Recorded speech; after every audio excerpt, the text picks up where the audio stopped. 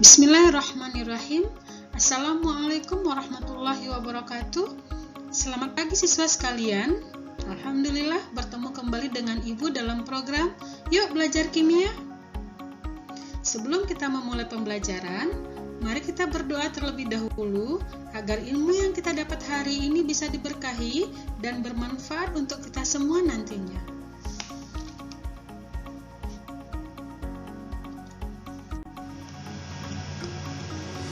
Materi kita hari ini masih akan membahas tentang struktur atom.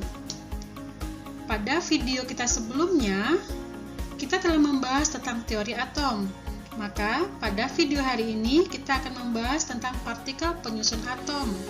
Selain partikel penyusun atom, kita juga akan membahas tentang notasi atom, menentukan jumlah proton, neutron, dan elektron dalam suatu atom, serta kita juga akan membahas tentang isotop, isobar, isoton, dan isoelektron.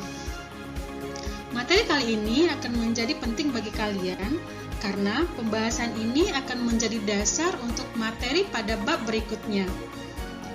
Jika kalian bisa memahami materi ini dengan baik, insya Allah materi di bab berikutnya juga akan bisa terpahami dengan baik.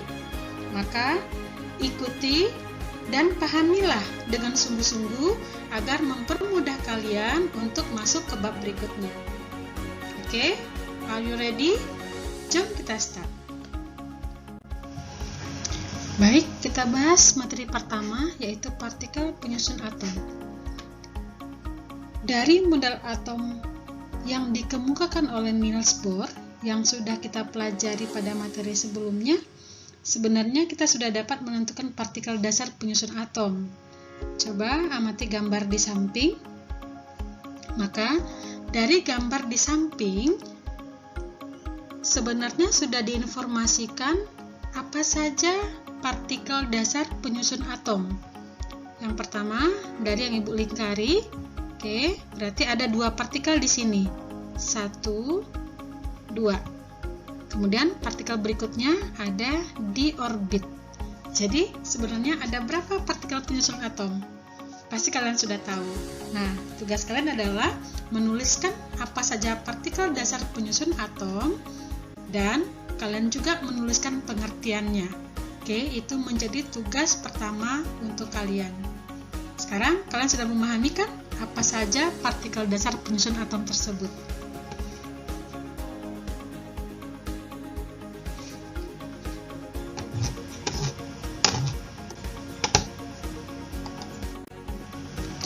Pembahasan kita berikutnya adalah tentang notasi atom.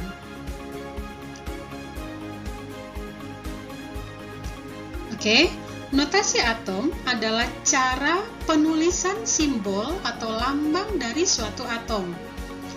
Pada umumnya, notasi atom dituliskan dengan rumus seperti ini, yaitu AX, AZ. X, A, Z. Ini umumnya buku-buku menulisnya seperti ini. Maka X itu adalah lambang untuk atom, kemudian A itu adalah nomor massa, dan Z adalah nomor atom. Sebagai kata kunci bagi kalian bahwa nilai dari A selalu lebih besar dari nilai Z. Ibu ulang, nilai A selalu lebih besar daripada nilai Z. Kita lihat contohnya. Misal, contoh pertama, Na 2311. Maka, informasi yang kita dapat dari sini adalah bahwa X-nya adalah Na, kemudian A bernilai 23, dan Z bernilai 11. Lihat contoh kedua. Misalkan AL 2713, maka informasi yang kita dapat adalah X-nya adalah Al, aluminium, kemudian A bernilai 27, dan Z bernilai 13. Cukup mudah kan? Oh iya, satu yang perlu kalian ingat bahwa untuk penulisan atom atau unsur, jika dia dua huruf, maka huruf pertama harus huruf besar, huruf kedua harus dengan huruf kecil. Jika dia hanya satu huruf saja, maka hanya dengan huruf besar. Oke, paham? Kita coba contoh berikutnya. Oke, yang ketiga, misalnya CA4020. Ayo dicoba. X-nya adalah, oke, nilai A adalah, oke, nilai Z adalah. Oke, bisa? Ya, berarti X adalah CA, bagus. A adalah 40 dan Z 20. Oke, sangat mudah sekali untuk memahaminya. Next, kita lanjut ke berikutnya.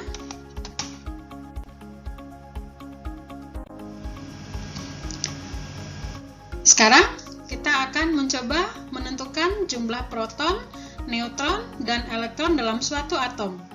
Oke, sebelumnya kalian harus ingat pelajaran yang tadi, X, A, dan Z, karena itu menjadi dasar untuk menentukan proton, neutron, dan elektron. Kita mulai dari proton.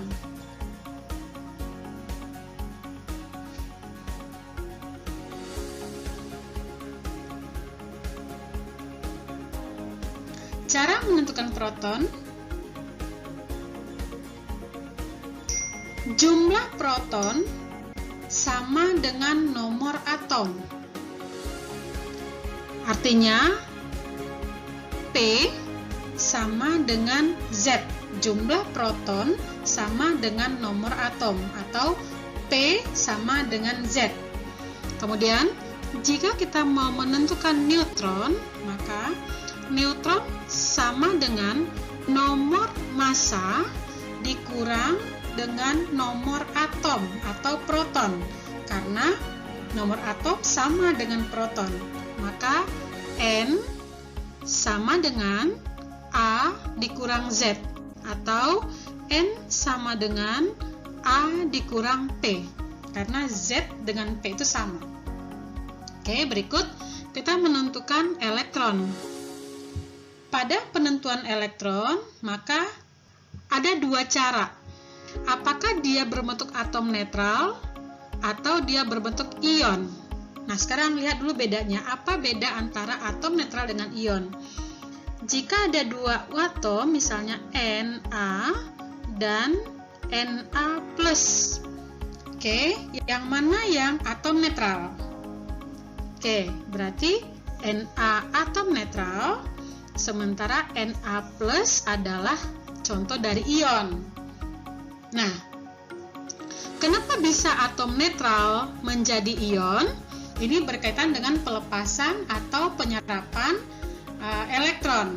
Sebenarnya ini sudah Ibu bahas pada materi sebelumnya. Oke, sekarang Ibu ulang kembali pembahasannya. Ion terbentuk karena atom netral melepaskan atau menerima elektron. Jika dia ion positif, artinya atom tersebut melepaskan elektron. Jika dia ion negatif, maka atom tersebut artinya menerima elektron. Jika elektron yang dilepaskan adalah 1, maka positifnya 1. Jika elektron yang dilepas adalah 1, maka positif 1. Dan jika elektron yang diterima adalah 1, misalnya Cl, maka minnya 1. Artinya, kalau misalnya dia menerima 2 elektron, maka minnya 2, dan seterusnya. Oke, paham kan tentang proses berubahnya atom netral menjadi ion? Nah, balik ke sini. Berarti, jika atomnya netral, maka jumlah elektron itu sama dengan nomor atom atau sama dengan proton. Jika atom tersebut berbentuk ion, maka elektron itu tidak sama lagi dengan nomor atom atau proton. Terus kalau tidak sama nilainya berapa? Mari kita lihat contoh berikut.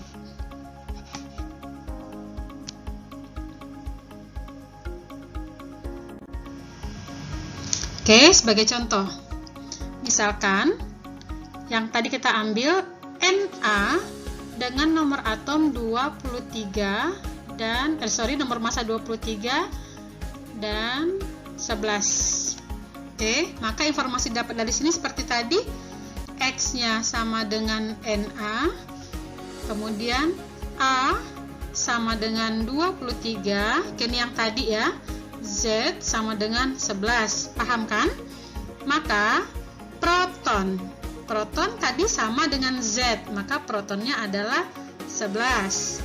Kemudian neutron itu adalah nomor massa dikurang dengan nomor atom atau proton, maka 23 kurang 11, nilainya adalah 12. Kemudian elektron, karena dia atomnya netral, maka elektron itu sama dengan protonnya itu 11. Oke, paham? Nah, sekarang kita lihat contoh yang lain. Misalnya Al3+. Oke, 2713.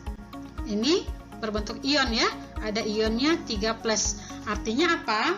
Berarti si Al itu melepaskan 3 elektron.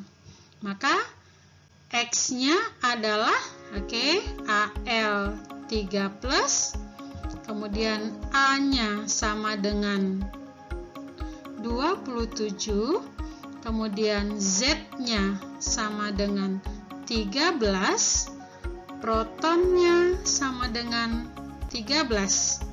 Kemudian neutronnya sama dengan 27 dikurangi 13 sama dengan 14. Kemudian elektronnya, nah ini yang berbeda di elektron. Berarti kalau tanpa 3+, elektronnya sama dengan proton 13. Sekarang dia pakai 3+, artinya dia melepaskan 3 elektron. Maka berapa sisa elektronnya? Ada 10 elektron. Oke, bisa paham? Oke, Bu beri satu contoh lagi. Misalkan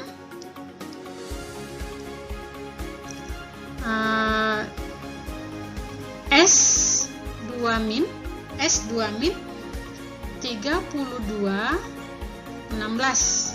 Oke, maka informasi yang dapat dari sini adalah X-nya S2-, kemudian A-nya sama dengan 32, kemudian Z sama dengan 16. Oke, paham ya?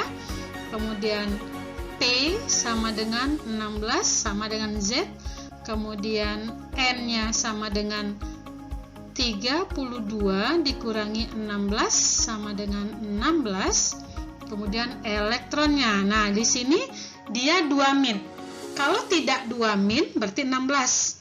Sekarang kalau dia 2- artinya apa tadi? Ya, dia menerima 2 elektron. Artinya elektronnya bertambah. Jadinya 16 ditambah dengan 2. Sekarang elektronnya menjadi 18. Oke, paham? Ingat, ini akan menjadi dasar untuk materi berikutnya. Jadi kalian benar-benar harus bisa memahami bagaimana perbedaan elektron dari atom netral dengan atom yang berbentuk ion. Mengerti? Oke, kita lanjut. Setelah kita membahas tentang notasi, kemudian kita juga sudah menentukan jumlah proton, neutron, dan elektron. Sekarang kita membahas tentang apa itu isotop, isobar, isoton, dan isoelektron. Kita bahas satu persatu.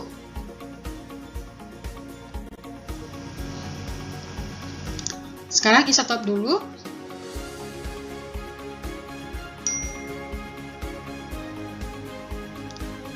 Isotop adalah atom-atom yang memiliki nomor atom atau proton sama, tetapi nomor massa berbeda.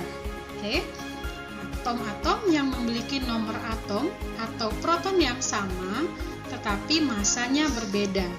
Oke, lihat contoh di depan bahwa misalnya antara H11 dengan H21 dengan H31. Oke, coba amati di mana perbedaannya.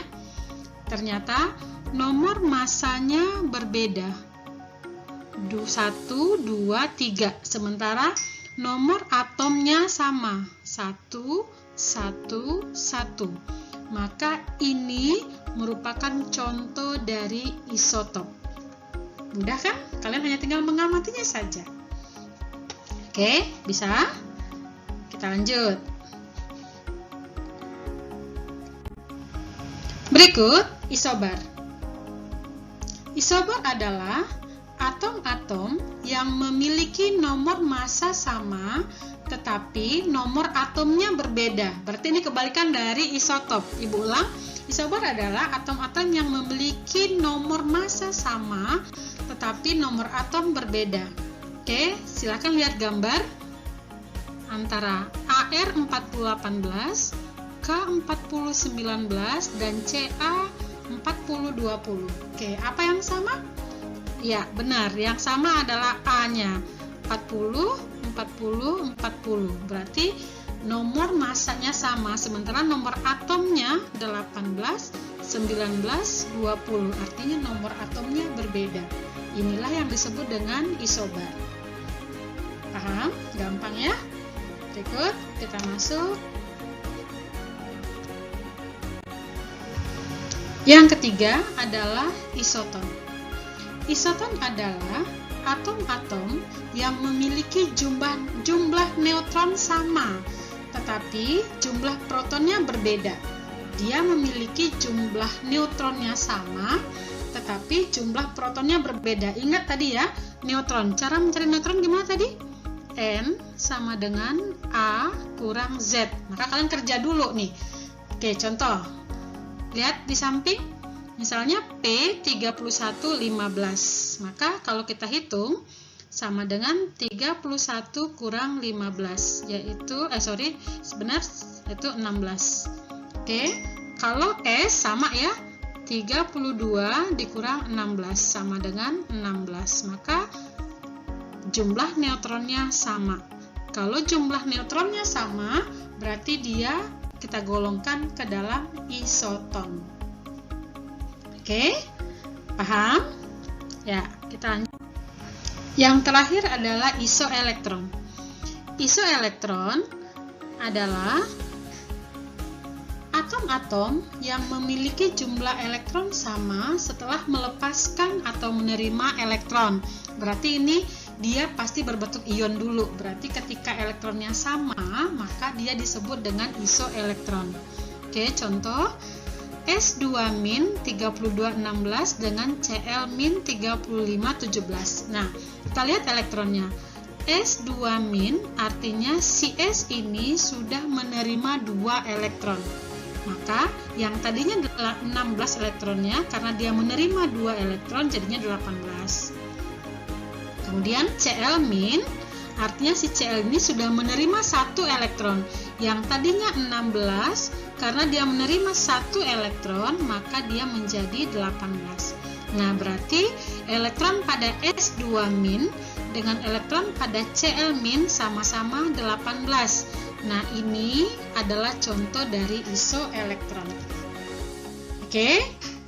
Semua paham? Berarti materi kita sudah selesai.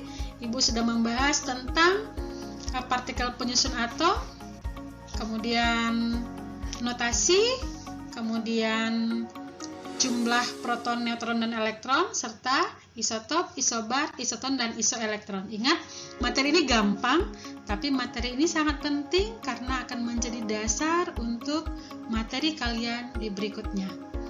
Oke, sampai di sini dulu materi kita. Terima kasih, mudah-mudahan bermanfaat dan bisa kalian pahami dengan baik dan sungguh-sungguh sehingga mempermudah kalian untuk belajar di materi berikutnya. Oke, sampai jumpa di video berikutnya. Wassalamualaikum warahmatullahi wabarakatuh.